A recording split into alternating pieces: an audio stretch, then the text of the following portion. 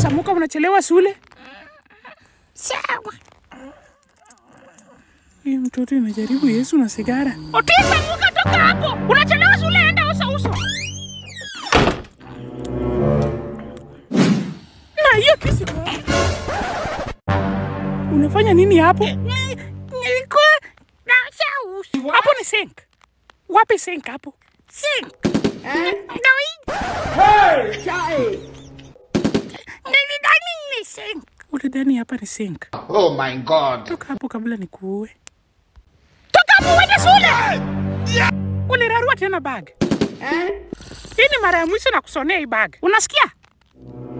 Na lunch yako na kuweka kwa hii mfuko kubwa hii. Usikule saa ya break, unasikia? Sijui kwenda shule. Sijui nifiche socks moja.